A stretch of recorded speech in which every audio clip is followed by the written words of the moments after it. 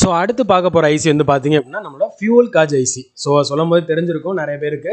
So இதை பற்றின முழு வீடியோ ஆல்ரெடி நம்ம பின் டீடைல்ஸ் பற்றி ஆல்ரெடி பேசியிருக்கோம். இப்போ ஃபியூல் காஜ் ஐசின்றது ஒரு பேட்டரியோட லெவலை மானிட்டர் பண்ணுறதுக்காக, பேட்டரியோட ஸ்டேட்டஸ் எவ்வளோ சார்ஜ் பர்சன்டேஜ் இருக்குது, பேட்டரியோட ஹெல்த் லெவல் எப்படி இருக்குது, அதோட டெம்பரேச்சர் லெவல் எப்படி இருக்குது அப்படின்றத மானிட்டர் பண்ணுறதுக்காக தான் இந்த நம்மளோட ஃபியூல் காஜ் ஐசி. ஸோ இந்த ஃபியூல் காஜ் ஐசி நம்மளோட பேட்டரி கனெக்டருக்கு பக்கத்துலேயே இருக்கும். அப்படி இல்லை அப்படின்னா நம்மளோட சார்ஜிங் ஐசி பக்கத்துலேயே இருக்கும். ஸோ அது பக்கத்தில் ஒரு கரண்ட் சென்சிங் ரெசிஸ்டர் கண்டிப்பாக கொடுத்துருப்பாங்க. சரிங்களா? ஸோ பேட்டரியோட சார்ஜிங் அண்ட் டிஸ்சார்ஜிங் மானிட்டர் செய்யறதுக்காக தான் இந்த ஃபியூல் காஜ் ஐசின்றது நமக்கு கொடுத்துருப்பாங்க. அதே மாதிரி லோ பேட்டரி இண்டிகேஷன், லோ பேட்டரினால போர்டு ஆஃப் எப்போ ஆஃப் ஆகணும் அப்படின்றத இன்டிமேட் பண்ணுறது இந்த ஃபியூல் காஜ் ஐசியோட வேலை தான். அது இன்டிமேஷன், அதாவது லோ லெவல் வந்துருச்சு, ஃபோன் சுவிச் ஆக போகுது, சுவிச் ஆஃப் ஆக போகுது அப்படின்ற இண்டிகேஷன் பண்ணக்கூடியதும் இந்த ஃபியூல் காஜ் ஐசி தான். ஸோ இன்னொன்று வந்து பார்த்தீங்கன்னா பேட்டரியை டிடெக்ட் பண்ணக்கூடியது. சில ஃபோன்ஸில் வந்து பேட்டரி டிடெக்ட் ஆனால் தான் சார்ஜிங் நடக்கும். ஸோ அதை டிடெக்ட் பண்ணக்கூடியதும் நம்மளோட இந்த ஃபியூல் காஜ் அப்படின்னு சொல்லக்கூடிய ஐசி தான்.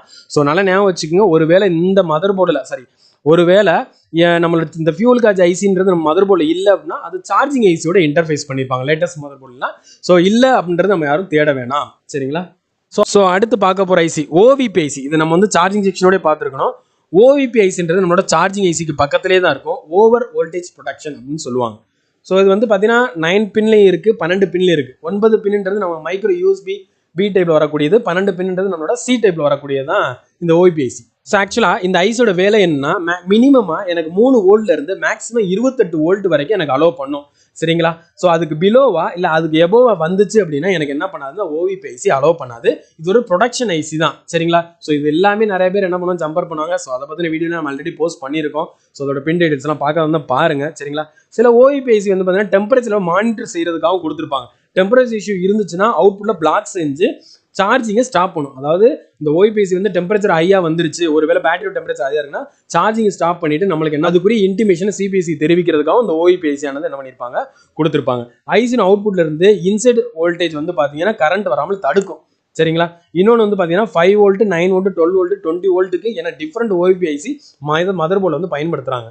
ஸோ நார்மலாக நான் சொன்னது 3 வோல்ட்லேருந்து 28 வோல்ட் வரைக்கும் வந்து மினிமமும் மேக்ஸிமம் அலோவ் பண்ணுன்னு சொல்கிறோம். ஆனால் அதில் பயன்படுத்துறது 5 வோல்ட், 9 வோல்ட், 12 வோல்ட், 20 வோல்ட் என டிஃப்ரெண்ட் ஓவிபி மதர் போர்டில் பயன்படுத்திக்கிட்டு தான் இருக்காங்க. அப்போ அது ஓவிபி அப்படின்றது பார்த்தீங்கன்னா நம்மளோட சார்ஜிங் ஐசி பக்கத்துலேயே தான் கொடுத்துருப்பாங்க. ஏன்னா இதுக்கு தான் ஃபர்ஸ்ட் நம்மளோட யூஎஸ்பி வோல்டேஜ் 5 வோல்டேஜ் வரும். இதுல இருந்து நம்மளுக்கு மினிமமோ அதாவது 3 வோல்ட் கீழவோ எபோ நம்மளுக்கு 28 வோல்ட்டுக்கு மேலே போச்சு அப்படின்னா நம்மளுக்கு என்ன பண்ணாது, இந்த ஐசி வந்து அலோவ் பண்ணாது. அப்போ ஃபர்ஸ்ட் சார்ஜிங் ஒரு ரிலேட்டட் கம்ப்ளைண்ட் வருதுன்னா ஃபர்ஸ்ட் நம்ம செக் பண்ண வேண்டியது இந்த ஓவிபி ஐசி தான். சரிங்களா?